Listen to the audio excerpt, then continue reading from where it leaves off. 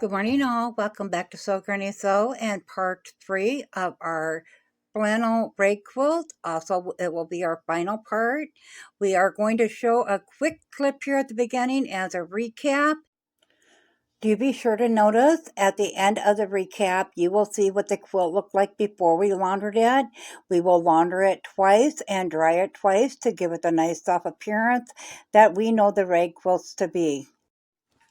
So as you can see, we started off with 3 different colors, a white, black, and a black floral, all at 6.5-inch squares. We put the white square on top with right side up and the black floral square at the bottom, right side down.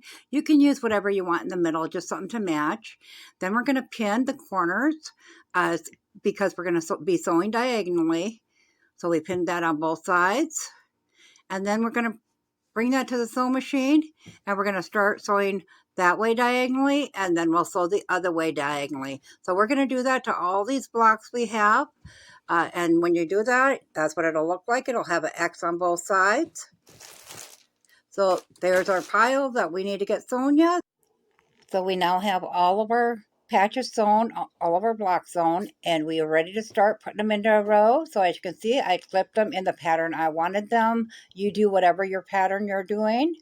And we just have the clips there. Then we're going to take them to the sewing machine and sew a 3/4-inch seam on each of the joints there, all the way along the row. So once we have our rows put together as shown, we're going to take 2 rows and line up those seams, open up your seam allowances on those with the wrong sides together. We're putting this in, and then make sure the top edge is lined up, clip those into place. Now on this one, I think I did clip the middle as well, just to show you. You don't have to clip this part. They stay flat either way. So once we have that done, we're going to go ahead and do the full roll. And then we'll bring that to the sewing machine, and we'll do that 3/4-inch seam all the way along there as well. And we'll just keep adding to the quilt as we go. Now that we got our rows added, we are going to go ahead and do the snipping. As you can see, the quilt right now on the back is nice and flat. And on the front, if you look at the top, you'll see that it is snipped. So you're just going to snip each of the joints on both sides. I did find my spring cutter, so that was nice. It made this a lot less work than using a scissors. And we're going to cut all of our seam allowances, I guess you'll call it. Keep calling them flaps. We're going to cut them all. You can cut whatever size you like. I do mine anywhere from maybe 1/2 inch to 3/4 inch. And we're just going to snip all around the square.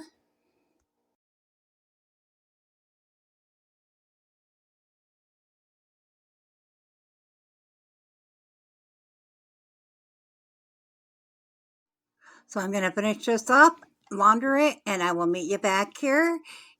In the meantime, I'll show you this little feature on here. It's really nice. It keeps them closed while you're not using them. Okay, so we have our quilt done. It's washed and dried. I'll give you a little close-up here. So as you've seen the straight clip seams on the quilt top before we washed it, you can see now that it's washed and dried. It gets more of a like a ruffle effect on it. It's really pretty, especially in person. But I'm going to meet you back over at the table because I want to show you something else. Okay, so our quilt, as you can see, it's smooth in the back. I forgot to tell you, I did not wash this with a color correction sheet because it was the only thing I put in the laundry. But I think the next time I launder it, I will put in a color correction sheet. I was going to wash it twice, but it just now got dry and it's like 8 o'clock at night. So we only did it one time so far, but I wanted to show you how, when you use a nice quality flannel, how it starts fraying right away, and your stitching will not come out because you've gone all the way around the outside edge. After you've sewn the quilt together, you go across the outside edge before you snip it, so it stops any of it from fraying further than what you want it to. So I just thought I'd show you that up close, and you can kind of see the ruffles in here. It's really nice looking. I did want to show you something else. So one dry, and my lint thing was clean beforehand. That is how much came off of that quilt just with one cycle of the dryer. So if you don't want that in your dryer, I don't mind. I clean it out too often to worry about stuff like that. But if you don't want that in your dryer, a lot of people use the laundromat that kind of thing. But something else to keep in mind too, you definitely, if you're using any reds or anything, you definitely want to put a color catching sheet in with it to stop any of that from happening. I'm going to go over one more time these snips, and I will link these in the description below. These are Fiscars Easy Action. These were great. These are really, really sharp though, so you do want to be careful and make sure you get something that locks when you're not using it because they are razor sharp and they're meant to snip up to the end. Unlike the scissors, you know, they don't always snip to the end after you've used them for a bit. So these come in really handy for that. I will also link in the description below the color catching sheets that I use, as well as I just use small mighty all 3-inch clear. There's so many different free clears out there though.